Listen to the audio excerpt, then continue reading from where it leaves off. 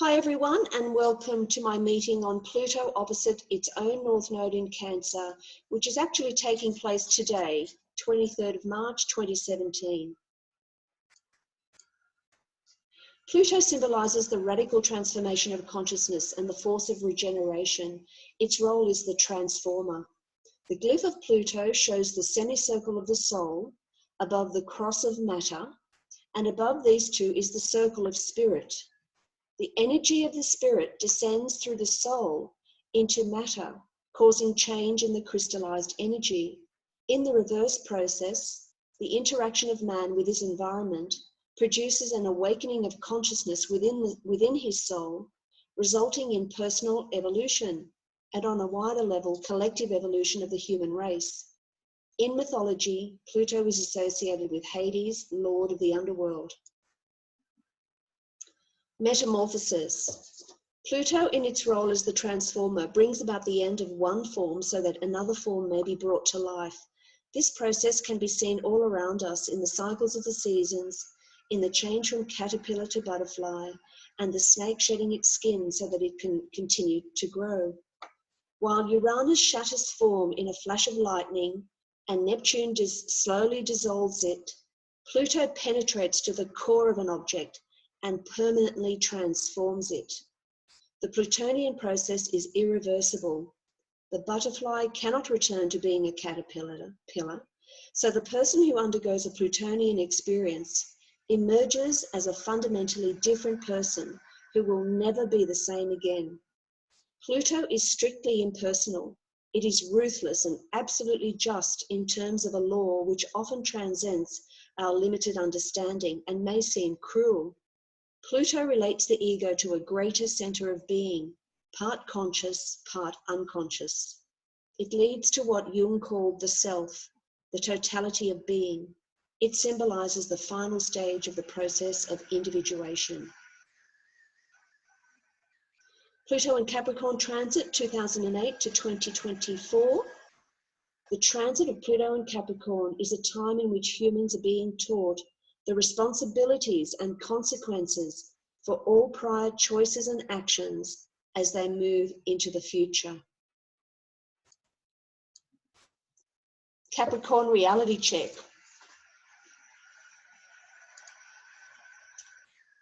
Environmental issues, urgent environmental situations, hoarding of Earth's resources, volcanic eruptions, earthquakes, climate change, extinction of species, animal abuse, deforestation, and systems that have become unsustainable. The economy, breakdowns of governments and global commerce, corporations' relentless pursuit of profit at all cost, old structures of concentrated power and wealth, work ethic, business, industry, the military, money, greed, self-interest. Depression, racism, and gender issues. Depression. The only way through crippling feelings of depression, futility, and guilt is sustained self-determination, persistence at all costs, and to make the inner effort to reflect upon and become responsible for the causes that created these conditions. Those who succeed in the test of self-determination can change almost overnight. Race. The actual skin color of different humans is affected by the pigment melanin, which is produced within the skin cells. The soul can choose to be born into the genetic code of its ancestry, or it can totally switch to another genetic code altogether. The totality of all prior lives is conditioning the soul from moment to moment, no matter what race, country, or parents. Pluto in Capricorn correlates to the nature of races of people on Earth and nationalities with skin colors. This has degenerated into finding scapegoats due to the different status of people, the poor, the rich, middle class, the powerful versus those with no power. All these issues will now be confronted in an accelerated way. We must remember to consider the natural squares from Capricorn to Libra and Aries, that correlates to the undercurrents within all of this. There is a need for balance and equality so that a new way can be discovered for the whole human race, which will necessitate an entirely new self-image for the entire race. This correlates to Cancer, the natural polarity of Capricorn. And gender issues. The Cancer-Capricorn polarity correlates to gender issues and gender switching of the soul. The very nature of women has been distorted and misunderstood by men ever since the patriarchal transition began. An example, men created the sacred prostitute role for women. Women did not create this for themselves. Or that women must be pure, demure, and essentially be a vicarious extension and possession of the male reality. This is not the natural way to be. Women must learn how to evaluate the rightness of a potential partner by choosing one who has evolved to the point of knowing, accepting, and honoring the woman as co-equal to himself. The fundamental root of the chart. In evolutionary astrology, we begin an analysis by looking at the fundamental root, made up of Pluto, Pluto's nodes, Pluto's nodal rulers, aspects, and the nodes of the other planets. The natural law of the past, present, and future. The natural law of evolution for everything is represented individually and collectively by Pluto's movement through the zodiac. The totality of Pluto's past, how humanity has evolved to date, is defined by its south node, which has been carried through to the current moment in time. The south node of Pluto in Capricorn correlates to what defined the past and how and why it has come to the current time. The north node of Pluto in Cancer serves as a vehicle for the evolutionary future to manifest. Quote by Jeffrey Wolf Green, Pluto is the underlying natural law of evolution for all things, including humans. The transiting nodes of Pluto, currently in Capricorn and Cancer, every person on the planet has the south node of Pluto in Capricorn and the north node of Pluto in Cancer. The nodes of Pluto take 24,000 years to go through the whole zodiac, the length of one astrological age. From this, the astrological ages can be used to track the spiritual journey of the collective of souls over great lengths of time and analyze the individual and collective desire to evolve. The nodes of Pluto have been in Capricorn and Cancer for 1,500 years, with another 500 years in these signs.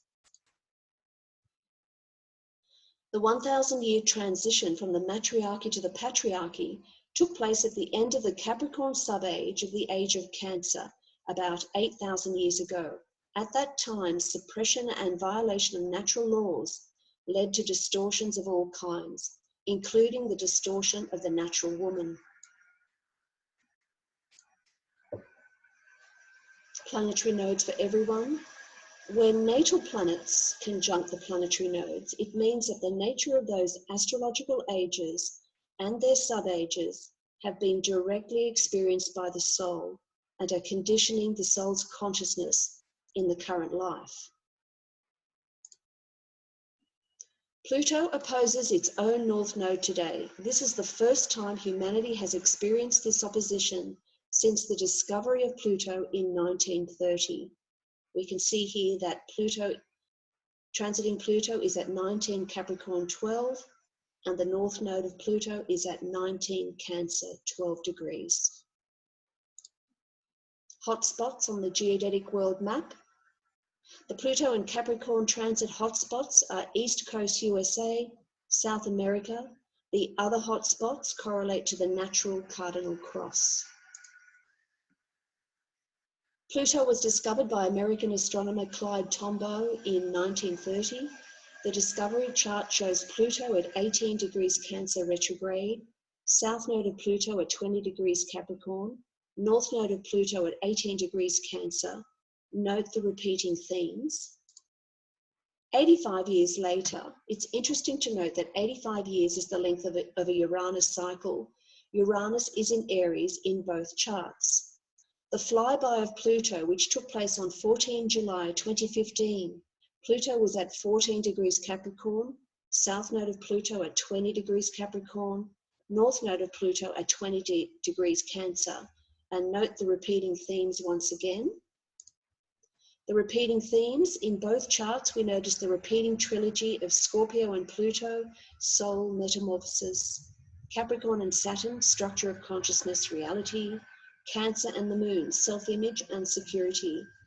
We can know by these symbols that the collective of souls is changing both its current reality, Saturn, and its egocentric structure, Cancer, to reflect the ongoing evolutionary requirements. This is the fundamental root signature of any chart. And here's the first never before seen image of Pluto, which was beamed to Earth on 14 July 2015. And here's the chart for today. Transiting Pluto is opposite its own north node in Cancer, ruled by the moon in Aquarius. Pluto is ruled by Saturn in Sag. But what does it all mean? The Plutonian spotlight will be on conditioning patterns that have reached an extreme imbalance and the need to throw them off. The opposition relates to the 7th house, polarity, strife, conflict, but also partnership, cooperation, and consciousness. The two planets can get caught in a stressful and polarizing tug of war. Conflicts develop when unrecognized parts of the self are projected.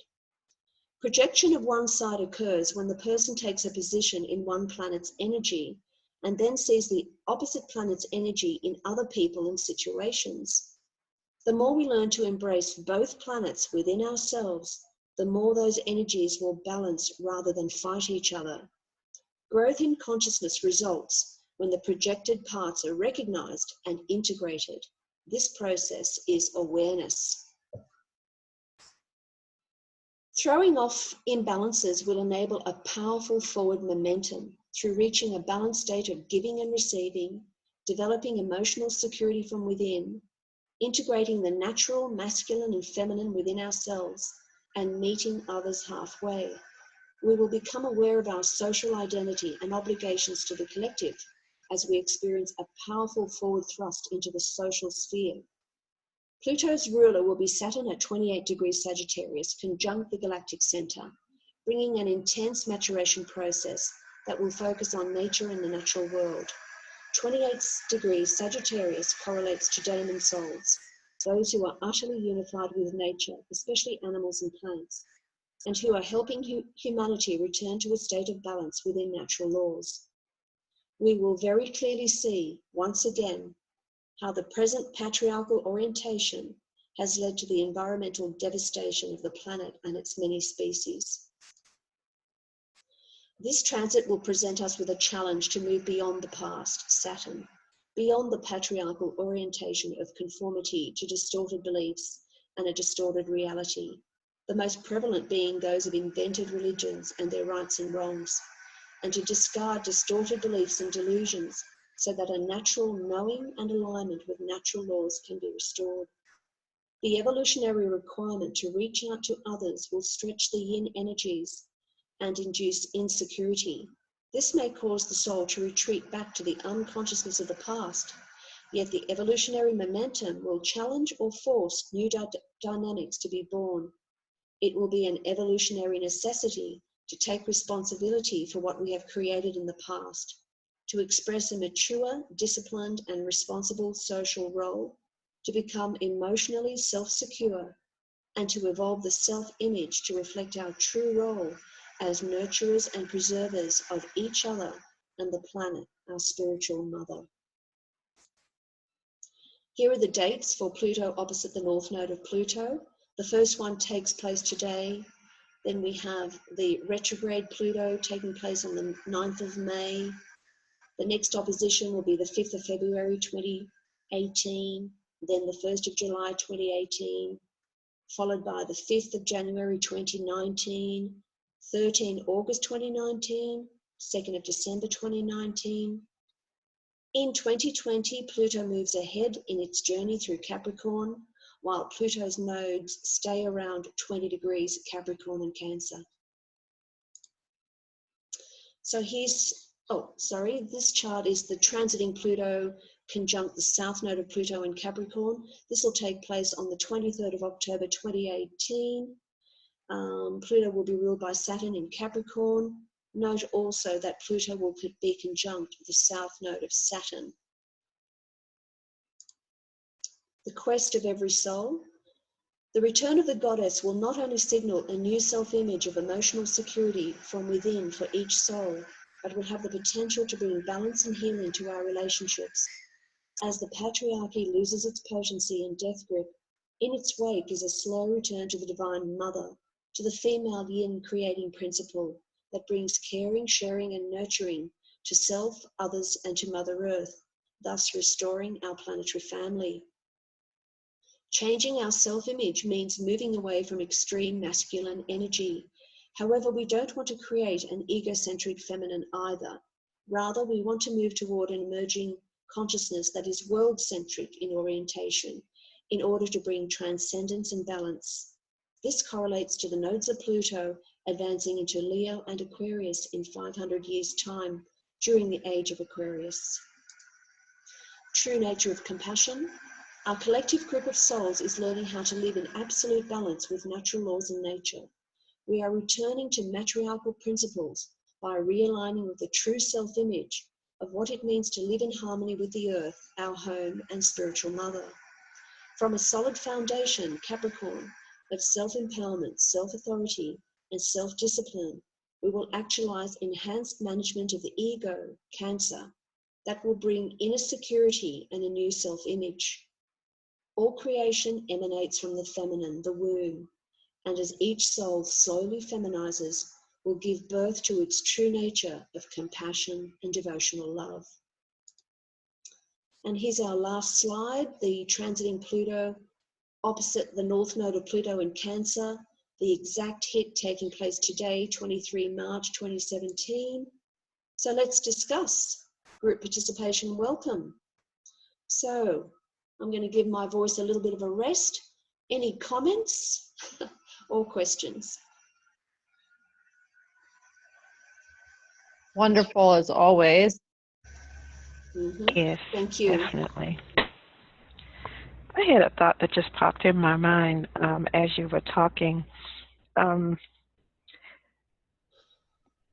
It seemed like it was a bit of clarity as to why the cultures are so against the native peoples and the so-called minorities.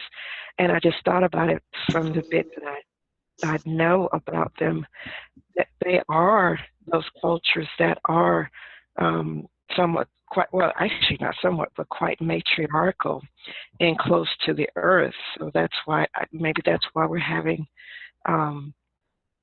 this clash, especially with Saturn moving into, or in the balsamic phase 2, Pluto and Capricorn. And, the clash that we're seeing from the dominant cultures against the minorities, because those cultures tend to be more matriarchal and patriarchal. So that was just something that just popped in my mind. That's very interesting. Yeah, that really makes a lot of sense, doesn't it? Yeah. And, especially now with, Pluto opposite its own north node, you could expect a quickening or an acceleration of these issues, and certainly that's what seems to be happening right now. And remember the geodetic zones here. Well, Pluto in Capricorn really is impacting this hot spot here of USA, Eastern USA, and certainly that's where a lot of the intensity is taking place. Right on the Capricorn line. Wanda, Right. that was a really good point. I think that's really true. All those cultures are more matrilineal, and it puts a good, bigger perspective on it, looking at it that way. I mean, with the moon in Aquarius right now, I think it would have gone in right now. I'm not really sure. Perhaps somebody could check. Certainly, we would be open to revelation and insight at this time into things of this nature. So let's explore these issues.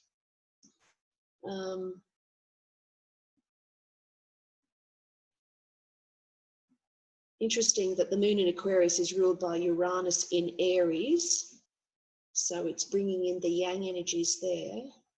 They're both yang signs.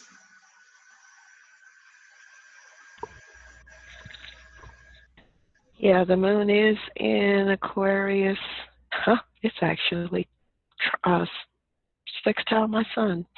Good. Do you know the degree? Did you get the chart of the moment or just for today? I think I do. It's 11, Yeah. showing 11:28. It's 11 degrees. It's 11. Aquarius. So it's moved a little bit further from this chart, but it would, yeah, but anyway, this chart's drawn up for my area, so we need to disregard the houses and just look at the aspects. But I find it interesting that everything seems to be down here in a bundle, but Jupiter is up here, and Jupiter is the handle to this bucket shape. Mm-hmm. Or actually it could be a bowl shape, because it could be a bowl or a bucket, but nevertheless there is a focus on this section. Yeah. Look at that grand trine in Earth. I was thinking that was the north node of Cancer, of Pluto up there, but it's the regular node. Yeah, the regular node, right. Okay, so there's a grand trine, or is it just a couple of trines from the north node to Mars, the north node to Saturn, but it's not a grand trine. Actually, there is one. Saturn trines Uranus, and Uranus trines the north node. So there is a grand trine. Yeah. Yeah, looks like it. So how's everyone feeling today? I mean, this is happening right now. I don't know if you guys feel any different, or I don't know. I didn't feel very good today, so it's hard for me to tune in energetically when I'm like that. Yeah, I don't feel so great today. Maybe that's part of it. Same here. It's squaring my Mars, so and this has been going on for probably about a week or so. My Pluto is? yes. Mhm. Right. Yeah. Is your Mars in Aries. Aries? Oh, it's in Aries. That's right. Yeah. 17 Aries. It's interesting. So it's been going back and forth over that. What's that been like? Yeah. A lot of my Mars is in the 8th, so that it a lot of it's kind of hard to describe because I got Uranus, the effect of Uranus in there too, and it's squaring the north node of my Mercury as well. But there's been a lot of just insights popping up in as far as aggression, seeing people's, I guess, say the true nature or even the hidden behind people's actions. That's been coming up a lot. Interesting. Yeah. Yeah. Linda, where's your Mars? 20 my degrees? My Mars is 22 degrees, and it has Uranus right on it. And Eris. Yeah, and my moon is actually at 20 degrees Cancer. So it is right in the thick of it. It's operating right on this opposition. Yeah. And I've, in the previous meeting, you said that the Cancer correlates to stomach problems. Well, I have been having stomach problems for the last 2 weeks. So that's a direct correlation, which is interesting, I suppose, although it doesn't feel very good. Yeah. And I've had one problem with a friend, so you could say problem with women, right, which was one person, but it hasn't been violent or anything. I haven't really noticed my Mars at 22 degrees Aries. I haven't really noticed any issues of violence or rage or anger or anything. It's been very peaceful, but and also Uranus A friendship. You said a friend. Yeah, like the friendship aspect. It all seems to be going really positively for me. But my Mars is in the 6th house, and I have taken a lot of care. I've been very, very cautious when I'm driving, and I've just consciously slowed myself down, because I think if you're rushing around, that's when accidents can happen. So I think that, to be aware and to be conscious and to stay awake is very important. But Uranus does that anyway. Uranus really makes you feel awake. Right. So Olive, you were going to say something? Oh, no, I was just mentioning how you have Uranus there, and Uranus rules friendships. Yeah. And you had said you had Yeah. like a fight or something with a friend. Oh, not really a fight, just a disagreement. But, it happened out of the blue. It was very significant. It was sudden, but there was no fighting or shouting or anything like that. It was just really, it was a misunderstanding, but it had soul ramifications, very deep soul ramifications. And I feel it has split us apart, but I'm just letting it go, and just not worrying about it too much. And because we really have to deal with what is in front of us at the moment, just deal with it. Linda, I'm looking at the chart. Is that the south node of Jupiter there, 21 Capricorn? Yes. Oh, interesting. So it's going to hit that too. Well, yeah, they're all drawn in. They're all part of it. Oh, is that transiting now? Okay. Yeah, like Pluto is transiting at 19 degrees 12 right now. This is today's chart. Right, which means those nodal points are also today's chart. Yes. They're not old. Yeah. They're all part of it as well. So we have the south node of Pluto at 22 degrees and south node of Jupiter at 21 degrees. But what I'm doing today is just looking at the exact opposition, which is 1912. And the north node of Pluto here is 1912. So, I of just course. haven't seen I just haven't seen the nodal positions, so that's very interesting. Yeah, it is very interesting. And, we need to bring in this south node of Jupiter and tie it into Jupiter in Libra here at 20 degrees, which is also squaring this opposition, which is making a T-square, and it's also opposing Uranus. So actually there's a huge T-square. Let me draw it in. What color?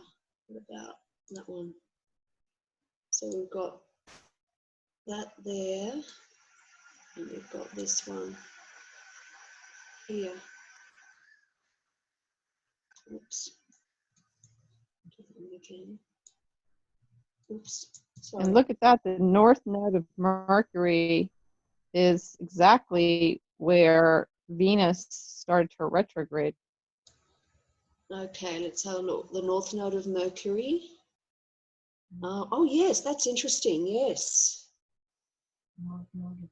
That's fascinating. I wonder what that would mean, Wendy. What do you think? Well, I mean, we have to apply it to something, right? Like apply it to the USA chart or apply it to somebody else's chart, I think, to look at it. But maybe it's, I mean, I don't know. I don't know what I'm feeling. Am I feeling Venus retrograde? I mean, that was very clear. And then now Chiron is squaring my Jupiter. I've been like having the weirdest like experiences. And I'm like, where is the boundary? Like, oh my God, where did it go? Like, I can't even find it. Like, it's been so freaking weird. Well, that's really interesting. It's interesting to report. Yeah, energetically. So, yeah, maybe people are feeling more mental with Venus retrograde, or they're thinking a lot more about their relationships. Yeah. I think go on, Monda. I just thought about this. I remember seeing something on Facebook. I don't know. I can't remember who posted it, but I wonder if this might have something to do with this north node of Mercury. I don't know the guy's name, but the guy that's in charge of the, oh shoot, I forgot what department. But anyway, the issue of the internet privacy. Yeah, Mm-hmm. he's putting in, trying to put in legislation to curb internet privacy, and where companies can sell your browsing information to whoever without you knowing about it. Hmm. Oh, okay. Yeah, I just saw that today. That's really going to get some tempers flaring up, isn't it? Mm-hmm. So The other that to thing, me kind of speaks to that square, of the north node to of Mercury to Pluto and Capricorn and its node. mm-hmm. Right. Yeah, the other thing I'm seeing is the south node of Chiron, 28 Aries, is squaring the south node of Saturn. That's interesting. Mm-hmm. Oh, yeah. And this summer, Uranus is going to hit 27 Aries. Yes. It's going to be there in June, I think. Right. Right. And it'll square both of those nodal points. Plus, the USA Pluto is at 27. So Right. Saturn, the south node of Saturn, has crossed The USA. the USA Pluto. Yeah, that's good. And also, Wendy, Chiron is actually, well, of course, Saturn is squaring Chiron right now and will be for quite a while. So Yeah. that ties in with the south node of Chiron and the south node of Saturn as well. So it's a double emphasis, Yeah. but in different signs. Yeah. It'll be interesting to see when all these planets move into Cancer this summer, and hit against those north nodes, and Right. I don't know. Yeah, because this opposition will be happening for the next couple of years, almost 3 years. So today is the start. We're just beginning to deal with it. And The Pluto on the nodes. yeah, Pluto opposite its own north node. Yeah. In Cancer, so it'll happen, about 6 times, I think, up until 2020. So it's just beginning now. So I guess where we may not be fully, of course, we're not fully conscious, and we're only at the beginning. So, yeah. Any other experiences? Hi, Linda. Yes, hello, who's that? Priya. Hi, Priya. Hi, Priya. Go ahead, Priya. I just wanted to say that my south node is at 1912 Capricorn. 1912.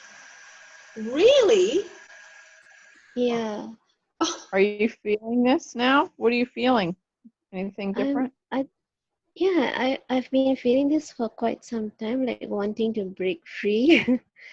Because my Saturn is in the 11th house and it's retrograde in Taurus, and the dispositive Venus is exactly on top of Chiron, my natal Chiron right now. And my natal Chiron is also retrograde in the 9th, and transiting Venus is exactly on top of it now, today. Wow. Okay, so maybe you could backtrack and tell us if you're having any experiences that are correlating to these aspects. Because so I'm feeling like I want to break free from the values and what the priorities and values of my mentors, the people that I look up to spiritually. Because Chiron is in the 9th, so there is a lot of wounds surrounding that, like my expectations of people in the spiritual scene, and being disillusioned by all of it. And so I'm now I feel like I'm ready to break free from all that and say, okay, those are your values, I don't have to try and align and see why it's not fitting in. That's yours and mine is mine, you know. Don't have to try and make it fit. Mm-hmm. Is this making any sense? Yes, it's making a lot of sense. Yes. Pluto and Capricorn is our conditioning patterns, isn't it? So, you know, we're really moving out of the past conditioning patterns into something completely new. And, you know, like we've got newness happening everywhere. We've got the cardinals activated in a grand cross. And so we're wanting something new. We're really wanting to break out of this old paradigm. Since it's the south node of Saturn, so I was thinking maybe it's like lifetimes of structured thinking, you know, where relationships are concerned. Yeah, maybe others were, I was taking on other people's projections, people in authority, people in power, because it's also very close to my south node of Pluto. Right. Right. So your south node is actually here at 19 degrees 12 Capricorn. Yep. That's pretty incredible. That's pretty incredible. And Venus is exactly on my Chiron today as well, at 6 degrees 7 minutes. Right. What can you tell us about that one? That's the one I was saying, because it's my 9th house. I'm like rejecting, starting to say, detach, I would say, from the values and priorities of the people in the spiritual scene that I was looking up to. Right. All the while I was trying to, you know, trying to match and align and, you know, trying to understand how come, you know, I don't understand why they are doing things that way, you know, and questioning them. And right, so right. It's time to let go of all that.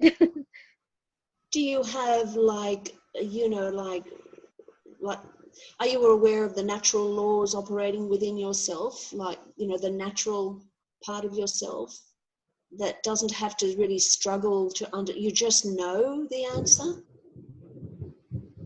Yeah, but sometimes I think it's hard to let go of the, you know, when you look up to someone and you look to them for guidance, there is like a conflict as to, should I like 100% be, you know, listening to them, or should I be like cherry picking and saying, okay, this I will follow, that I won't follow, you know? There is that conflict as to whether it will work that way or not. Absolutely, because Venus retrograde in Aries is really concentrating on your own needs, isn't it? Not really other people, but you're still comparing yourself to others. And I guess with Chiron in your 9th house, you know, also what is your, also maybe because my Mars is in Libra. What's in Libra, sorry? Mars, my Mars. Oh, your Mars, yeah. Oh, okay, what degree? 2140. Wow, so your Mars is tied into this as well. Wow. That's incredible. And my Jupiter is sextiling at 1937 Scorpio. Okay. So let's just slow down, because, you know, we'll just look at each aspect separately rather than a whole bunch together, because, you know, we don't have your chart on the screen. So I was just going to say before that Chiron's in your 9th house, right? Yes. And so what is your belief system? Is it aligned with natural laws, or is it something else? That's just the question that would help you at this time. And do you know what natural laws are? Do you know what they are? Not so sure. Perhaps you could do some research. Natural laws are just things that are just natural, like what is a natural woman? What is a natural man? What are the distorted ideas about women and men? Things like that. So like my view at the moment is there is no such thing as natural or normal, because like everything has been conditioned. Whatever we think is normal is just like a societal conditioning. Okay, but then you're going to allow that to dominate, or are you going to go deeper than that and look for the truth? Yeah, that's what I've been like trying to do, go deeper, go for the truth. But the thing is, I took on the truths of the people that I've been following, for Yeah. guidance. Yes. Yes. Mm, so Yeah. that is what I'm having to relinquish now. Yeah, with your Mars in Libra here, you would be inclined, other people would be very important to you, other people's Yeah. opinions. You really need to really focus on this Venus in Aries retrograde and get in touch with yourself and, Mm-hmm. Also, even spend some time alone. Yes, Wendy. well, also because your polarity of, I have Mars in Libra too. So the polarity point is Aries, right? So Mm-hmm. sometimes, in relationship to other people, you can be too giving, too Mm. uh, focused on what you're projecting out there about what they're thinking, all this stuff. So Mm, when you focus more on the Mars polarity point, it puts you into Aries, right? And see what house that's in mm, and focus, on that some. And what you were saying about, um, should you be cherry picking and all of that? I think, Mm. for me, I learned to take what you like and leave the rest, Okay. because somebody else's truth is not always my whole truth. If I just take all that in and I digest it and keep it, and I'm putting them on a pedestal. And I used to do that a lot because I felt like I didn't have my own inner authority, mm, Mm. as Mm. much. And I was very vulnerable. So I think it's a dance, of finding Yeah. yourself and your power. mm. Wendy, Thank you. thank you. Marie has something to say. Please go ahead, Marie. Yeah, I just realized there was a button to raise your hand. That's the first time I see that. Okay, Sorry. yeah. Yeah, I also have the Mars in Libra, and it is in conjunction with the South Node in Libra. So, What and that degree? What degree, Marie? What degree? the South Node is 3 and the Mars is 5. So the Venus retrograde right now is right in opposition. It is actually on the opposition to Mars, and it's coming toward the North Node. Uh-huh. And it's also very on Uranus. And I totally agree with what is being said about the Mars in Libra, that we do have a hard time with taking our place. It's very difficult to stand up for oneself and to go with what we want, as opposed to what other people that we like, that we love. Like other people, it's very easy to just be there for them and not be there for ourselves. I Absolutely. Yeah, but I'm just starting to really. Well, I also have the Pluto in the 8th house, and like it's really, I did feel the need to, yeah, to be more, what do I want to eat tonight, as opposed to what should we do for supper, like just going with what I want, as opposed to, anyway, I find that most of the time when you are trying to please the other person, it doesn't always hit the the bullseye. And like very often Mm. it's just that he is out pleased and I'm out pleased too. So yeah, like I feel that the Mars in Libra does certainly have to learn to be more areas, and to be more like going for what are my needs, what are my wants, as opposed to the other person. I completely agree, Marie. Like whenever we're pleasing another person too much, it really does mean there are deeper dynamics operating that perhaps we aren't aware of. And, perhaps domination, submission, or whatever. And that we have these relationships for a purpose. And I love the Aries energy at the moment, because it's really giving us putting the focus on the self. And whereas I have put a lot of focus into other people, and You with your Mars in Aries? Yes, because my Mars is in the 6th house. It's a handle to my bucket. So everything is going through that Mars. It's service to others. And she's a rising Libra. And my ascendant is Libra, and I have a very strong Venus operating. Yeah, like my Jupiter is in Libra. Moon in Cancer. Moon in Cancer. So yeah, like I do, you know, people have always been so important to me, and I've always placed the importance outside of myself. You wouldn't believe it with Mars in Aries, but that's exactly what I did. This Venus retrograde has been so important. I had a really rotten experience a few weeks ago at the beginning, right on the day that Venus went retrograde.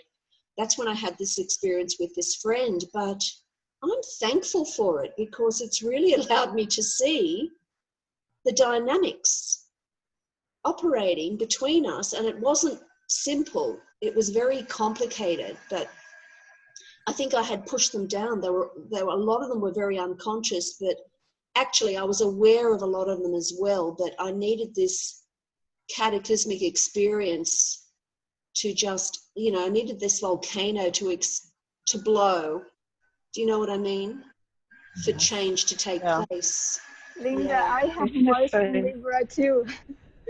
Oh, hello, Wayne. You had Mars in Libra. Okay. Yeah, I found it like it's interesting. It's almost like we have to go in through those conflict in the relationship to learn about ourselves. Yes. That's right. And I feel like it's a very positive side is if I recognize it's my desire, I want to do something for others. So it's my desire. It's not their expectation, or it's not, you know. Right. When I recognize that, I feel the dynamic change in the relationship. It's a very tricky area because if we want to please others, and it's coming from our own desire to please others, but the thing is, where are they coming from? You know, maybe they would take advantage of us. Exactly. You know, it can be very tricky. Yeah, especially if I'm not aware of it, just want to please others, want other people like me. That's when other people taking advantage happened. But if I am more aware, so I can set the healthy boundaries, I feel that it's going to be so much better. This is what we have to know what our motivations are. Yeah, you know, exactly. Motivating our actions. That's the first thing they teach you in 12-step recovery to do is like, well, what's your motivation in doing that? Yeah. I was going to say with South of Libra, it's kind of all about how your perception of it is too. You know, it's like, are people really taking advantage, or is that the perception? Because I do the same. I mean, I'm all about service to others. I mean, I've got my South Node in Libra. I'm all 12th house, and I've got a really strong 6th house. And so people probably do take advantage, you know, in some respects, if I'm looking at it as taking advantage. But I've always just believed that it's actually my duty, right? Strong 6th house, like Neptune conjunct my Earth, which kind of funnels my Venus and Sun into it. And I've got a very strong Virgo signature, and obviously Pisces being all 12th house, but I've never been one to really protect myself, and that, you know, is said to be kind of like a 12th house thing. Like I definitely have loose boundaries, but I don't look at it as a bad thing. I actually look at it as my duty. And, you know, it's not that I can't feel taken advantage of. Sometimes I surely can, obviously 5th house South Node, but at the same time, most often I don't. And when I think of my younger years, I'd imagine people took advantage all the time, but I didn't really look at it like that. Like I think it's a lot about how you perceive it. So some people are just limited in what they can give, and then if you have a lot to give, what's the harm in giving? That's how I look at it anyway. It's interesting that you brought in your 12th house and your Neptune, because I really think we really need to look at the whole chart, because you know, I have Neptune on my ascendant, so basically, you know, I'm quite gullible and naive, and and you know, and I know that people have taken advantage of me. So it's no use just looking at one archetype, you know, just our Libra planets. We'd have to look at the whole chart and see what's operating, you know, and it's Yeah. It's very correlate, because I have the Mars in Aries as well, and Sun is conjunct Sun in Aries, and I'm just now getting to the point of not letting people take advantage of me, because I have, you know, a lot of seventh house.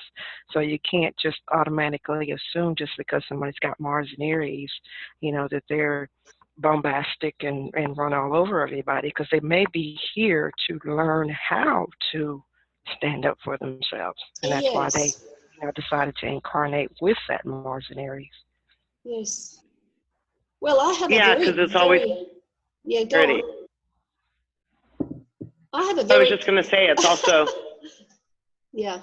like what Soul said, what Soul was saying earlier, which really resonated with me because I think about it all the time, is the polarity. Like all our planets have this polarity. And so, you know, Mars in Aries doesn't have to be like aggressive or assertive. It can bounce kind of to that Libra, or, you know, Linda, with your Mars in the 6th, that would be kind of, you know, maybe even aggressively being of service to others, you know, maybe even with a great energy being of service to others. It's, I wouldn't say it was aggressive, but I would say it's not competitive. You know, it's not competitive at all. It's more like the energy and the caring. It's like, I want to help, I want to do this, you know, it's like, and also, it's like and instinctual too. It's to also just very be, directed, right? And very directed and powerful. Yes. Yeah. In my chart, it's very powerful. Yes. And opposite that is Libra in the 12th house. So you can see how, on the other hand, it's very soft, and you know. But my Mars is, honestly, it's in Aries, but my Mars is so passive, it's unbelievable. It's I have a very, very passive Mars. Same here. Yeah, me and Wanda. Yeah, Wendy? We should do a meeting on this. Like, I know we're talking about it now. Absolutely. Have these Libra themes, and we're women, and we're talking about Mars, right? And what's our Mars function like, you know? Yeah. Exactly. And I'll just point out that many of us have Mars squaring that north nodes of Pluto and Saturn. That's right. That's right. That's why we're talking Venus about it. Squaring that. Yeah. Yeah, all of us here, there's somebody getting a bit distorted. Wendy, I think Wendy, could you move to another area, please?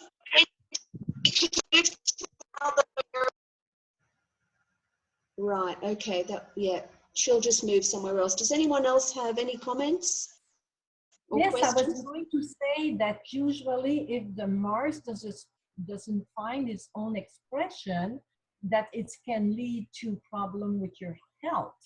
You know, like usually the Mars has to find an outlet.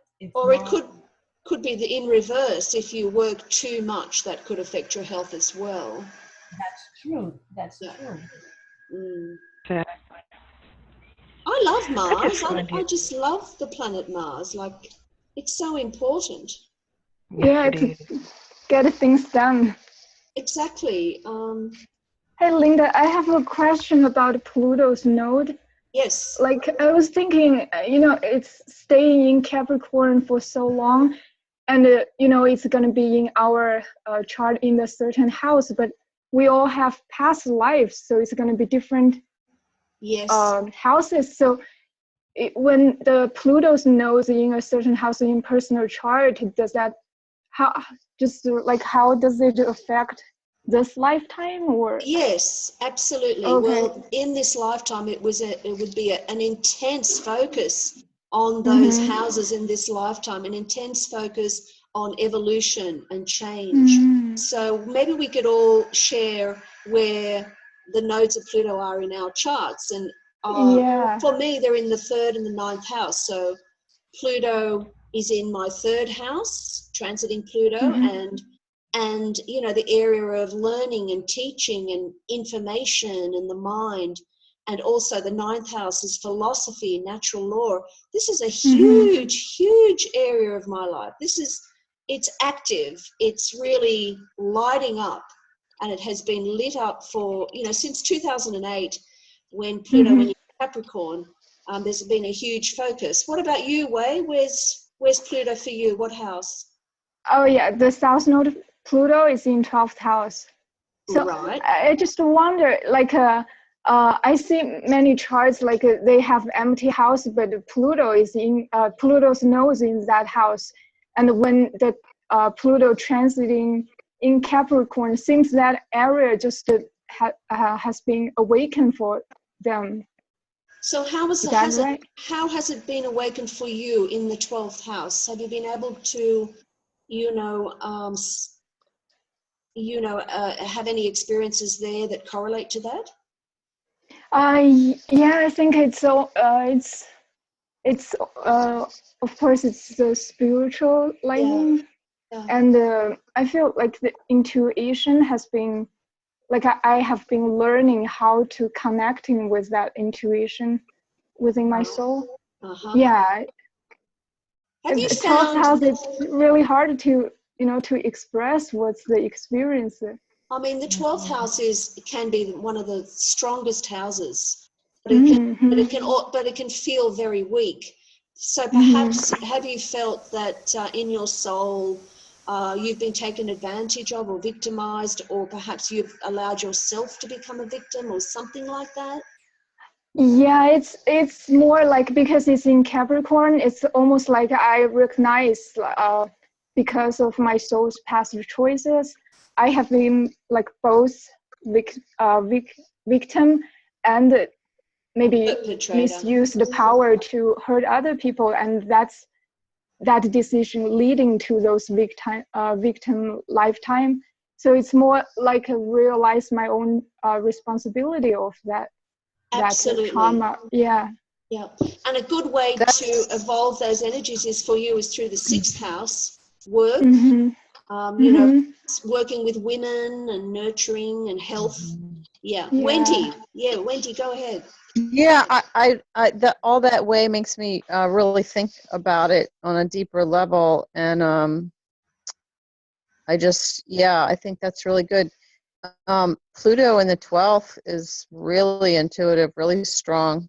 It's a really strong energy.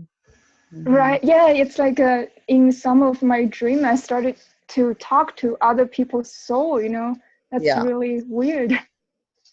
Yeah, you can read what Jeffrey writes. What Jeffrey wrote about 12th house Pluto. It's pretty dynamic. Yeah. Every time I read that, I learn something new. That's incredible. Yeah, I mean, my nodes square.